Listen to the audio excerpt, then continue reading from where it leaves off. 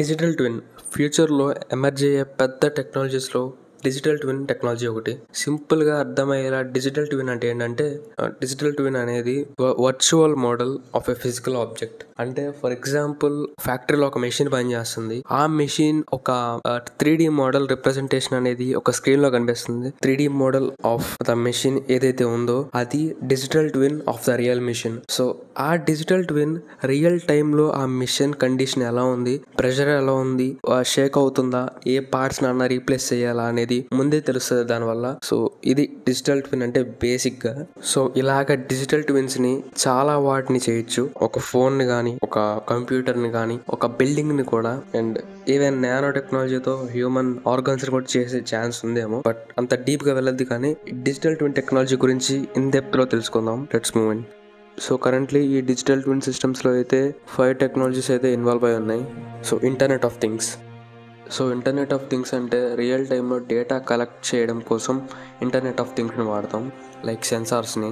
And వచ్చే data real టైంలో ఉంటుంది కాబట్టి చాలా పెద్ద డేటా ఉంటుంది. సో ఈ డేటాని ప్రాసెస్ చేయడానికి అండ్ స్టోర్ చేయడానికి క్లౌడ్ కంప్యూటింగ్ని వాడతాం. ఉన్న డేటాతో ప్రెడిక్షన్ అండ్ అనాలిసిస్ చేయడం కోసం ఆర్టిఫిషియల్ ఇంటెలిజెన్స్ అండ్ మెషిన్ లెర్నింగ్ని వాడతాం.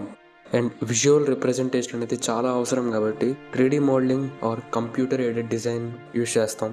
And lastly augmented or virtual reality అంటే డిజిటల్ ట్విన్తో ఇంటరాక్షన్ కోసం దీన్ని యూజ్ చేస్తాం. అసలు ఈ డిజిటల్ ట్విన్స్ వల్ల యూజ్ ఏంటంటే, సో ఒక క్విక్ ఎగ్జాంపుల్తో చెప్పేస్తాను దీనివల్ల యూజ్ ఏంటని చెప్పి. ఒక మెషిన్ ఫ్యాక్టరీలో బాగా హీట్ ఎక్కిపోతుంది. సో దాని డిజిటల్ ట్విన్ కూడా హీట్ ఎక్కుతున్నట్టే చూపిస్తుంది. సో అలాగా వర్కర్స్ అనేవాళ్ళు మెషిన్ పాడయ్యే ముందే మెషిన్ దగ్గరికి వెళ్ళి ఫిక్స్ చేయగలరు ప్రాబ్లమ్ని. ఈ డిజిటల్ ట్విన్ సిస్టమ్స్ని యాక్టివ్గా ఫ్యాక్టరీస్లో మ్యానుఫ్యాక్చరింగ్ కోసం యూజ్ చేస్తున్నారు. అండ్ హెల్త్ కేర్ సెక్టార్లో అయితే హార్ట్ అండ్ లంగ్స్ కోసం సర్జరీస్ ప్లాన్ చేయడం కోసం ఈ ఆర్గాన్స్ యొక్క డిజిటల్ ట్విన్స్ని యూజ్ చేస్తున్నారు. అండ్ ఆల్సో రీసెర్చ్ చేయడం కోసం కూడా వీటిని యూజ్ చేస్తారు.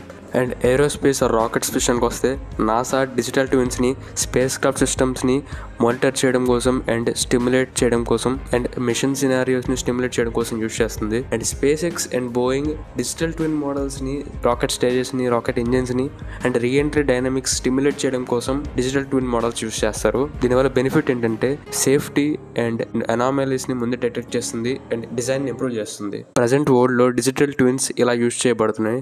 అండ్ ఫ్యూచర్లో దీని మీద చాలా జాబ్స్ క్రియేట్ అవుతాయి. ఆల్మోస్ట్ ప్రతి మెషిన్కి దీన్ని యూజ్ చేస్తారు. సో ఇది బేసిక్గా డిజిటల్ ట్విన్స్ మీద బేసిక్ ఇన్ఫర్మేషన్. అండ్ వీడియో నచ్చితే లైక్ చేయండి. అండ్ ఇలాంటి ఎడ్యుకేషనల్ కంటెంట్, ఎడ్యుకేషనల్ వీడియోస్ మన ఛానల్లో చాలా వస్తాయి. సో సబ్స్క్రైబ్ చేసేయండి. Thank you.